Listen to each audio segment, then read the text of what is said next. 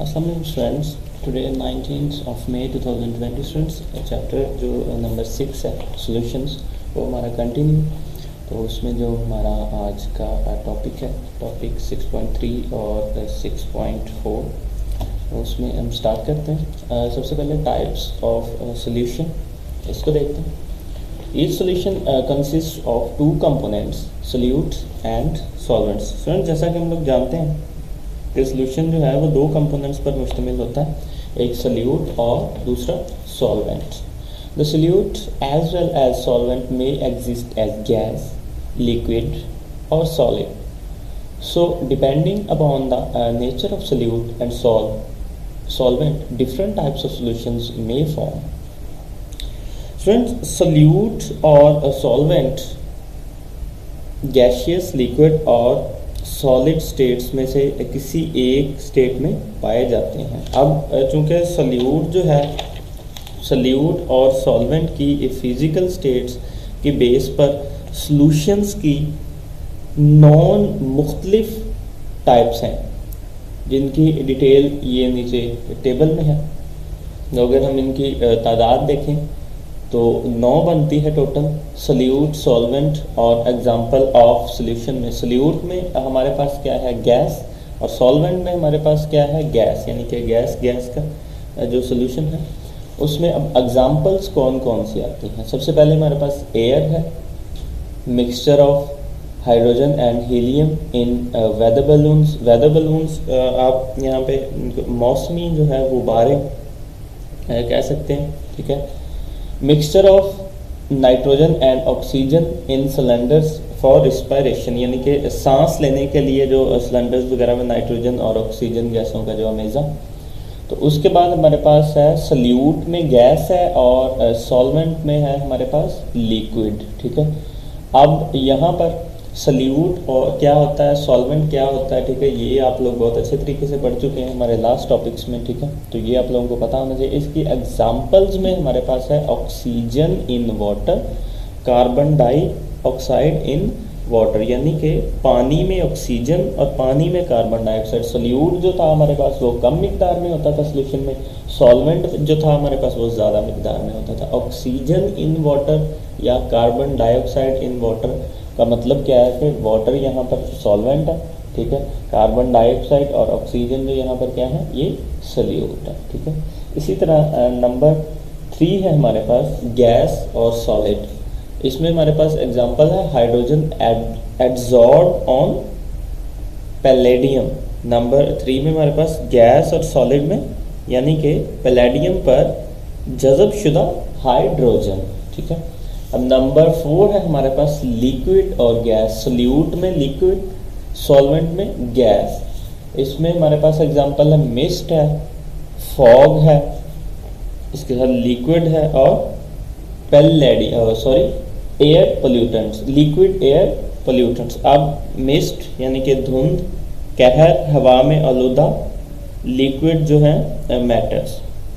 Number 5 है हमारे पास लिक्विड, ठीक है, यानी कि सोल्यूट भी लिक्विड फॉर्म में हमारे पास और सॉल्वेंट भी लिक्विड फॉर्म में। इसके एग्जांपल हमारे पास अल्कोहल इन वाटर, यानी कि पानी में जो है अल्कोहल, और टोलीन में बेंजीन इन टोलीन। इस तरह नंबर 6 है हमारे पास लिक्विड सॉलिड। इसमें हमारे पास 2 एग्जांपल्स हैं, बटर है और चीज़ है, इनको मक्खन और पनीर कहते हैं, ठीक है। नंबर 7 है हमारे पास सॉलिड गैस। सोल्यूट में हमारे पास सॉलिड है, सॉल्वेंट में क्या है, गैस है, और इसकी एग्जांपल्स है हमारे पास डस्ट पार्टिकल्स जो होते हैं और स्मोक इन एयर, यानी कि हवा में गर्द या धुएं के जो पार्टिकल्स हैं, ये हमारे पास नंबर 7 की एग्जांपल्स है। इसी तरह हमारे पास नंबर 8 है सॉलिड लिक्विड, यानी कि सोल्यूट, सॉलिड और सॉल्वेंट में हमारे पास liquid. So sugar in water, ठीक है, यानी कि सॉलिड क्या है, सॉलिड हमारे पास शुगर जो है वो सॉलिड है और सॉल्वेंट हमारे पास जो है वो लिक्विड है, वो वाटर है हमारे पास, ठीक है। अब शुगर इन वाटर यानी कि पानी में अगर हम चीनी को का सोल्यूशन बनाते हैं, चीनी हल करते हैं, तो हमारे पास सॉल्वेंट क्या है, सॉल्वेंट हमारे पास वाटर है, पानी है, और सोल्यूट जो कि हमारे पास कम मिकदार में होना चाहिए वो हमारे पास शुगर है, ठीक है। इसी तरह नंबर 9 है हमारे पास सॉलिड सॉलिड, ठीक है, सोल्यूट में भी सॉलिड और सॉल्वेंट में भी सॉलिड। इसकी एग्जांपल है हमारे पास मेटल, अलॉयज, इसमें ब्रांस, ब्रॉन्जे और ओपाल्स। ओपाल स्टूडेंट्स आपको पता है कहते हैं एक किस्म का मोती होता है जो अंगूठियों वगैरह में भी हम यूज़ करते हैं, ठीक है। मिल्की स्टोन टाइप ये होता है जिसको दूध या पत्थर भी कहते हैं, ठीक है। नेक्स्ट है हमारे पास स्टूडेंट्स कंसंट्रेशन यूनिट्स। कंसंट्रेशन क्या है? Concentration is the proportion of a solute in a solution. It is also a ratio of the amount of solute to the amount of solution or ratio of amount of solute to the amount of solvent। तो यहाँ तक आप concentration की जो definition है वो mark कर सकते हैं, ठीक है। Please keep in mind that concentration doesn't depend upon the total volume or total amount of the solution. For example, a sample taken from the bulk solution will have the same concentration. There are various types of units used to express concentration of solution. Students, concentration से मुराद solution में solute की ratio है, ठीक है। In other words, दूसरे लफ्ज़ों में आप ये कह सकते हैं कि ये सल्यूट की क्वांटिटी की सॉल्यूशन की मिकदार से या सल्यूट की मिकदार की सॉल्वेंट की मिकदार से एक किस्म की रेशियो है, निस्बत है, ठीक है। अब ये बात माइंड में रहे कि कंसंट्रेशन का जो इन्हिसार है यानी कि वो डिपेंड करती है जो सॉल्यूशन की कुल मिकदार यानी कि उसकी टोटल क्वांटिटी या कुल वॉल्यूम पर नहीं होता।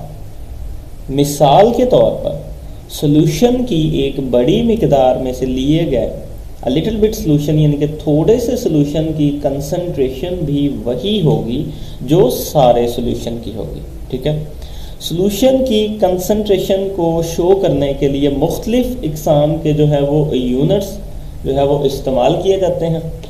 There are various types of units used to express concentration. A few of these units are discuss. उनमें से जो है चंद एक यूनिट्स यहाँ पे एक्सप्लेन किए गए हैं, वो देखते हैं हम। सबसे पहले हमारे पास है percentage.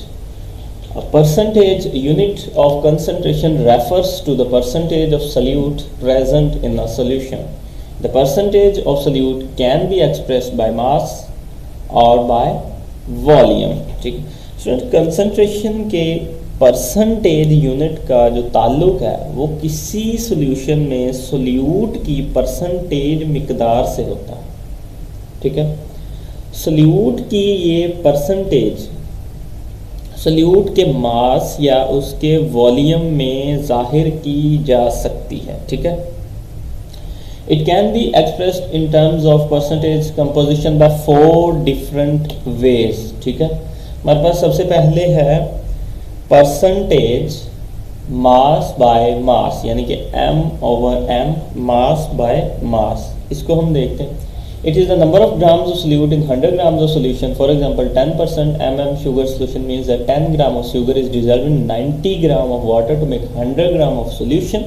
Calculations of this ratio is carried out by using the following formula. Students, solute की ग्राम्स में वो मिकदार जो सोल्यूशन के 100 ग्राम में हल हो परसेंटेज मास ओवर मास कहलाती है। फिर सुने, सोल्यूट की ग्राम्स में वो मिकदार जो सोल्यूशन के 100 ग्राम्स में हल हो परसेंटेज मास ओवर मास कहलाती है। मिसाल के तौर पर 10% मास ओवर मास शुगर सोल्यूशन का मतलब है कि 10 ग्राम शुगर 90 ग्राम पानी में हल करके 100 ग्राम सोल्यूशन बनाया गया, ठीक है। इसकी कैलकुलेशन जो है वो नीचे दी गई है। परसेंटेज है हमारे पास यानी कि इसका फॉर्मूला है mass percentage mass over mass is equal to, इसका क्या फार्मूला हमारे पास, mass of solute over mass of solute plus mass of solvent multiply by 100। Students, ये साथ में जी लिखा है, उसका मतलब है इन ग्राम्स यानी कि ग्राम्स में हमने लेना है यानी कि सोल्यूट का जो मास है वो इन ग्राम्स ओवर। अब सोल्यूट प्लस सॉल्वेंट को यानी कि ऐड करना है उनके मासेस को हमने और इनको 100 से मल्टीप्लाई कर देना है, ठीक है। उसके बाद हमारे पास जो इक्वेशन आती है वो है mass over solute in grams over mass of solution in grams, ठीक है। तो ये जो जी साथ लिखा हुआ है, ठीक है, ये लाजमी लिखना है साथ आपने फॉर्मूले में, ठीक है, ताकि पता चले कि हम किस में, और उसको 100 से मल्टीप्लाई कर देंगे तो हमारे पास आंसर आ जाएगा, ठीक है।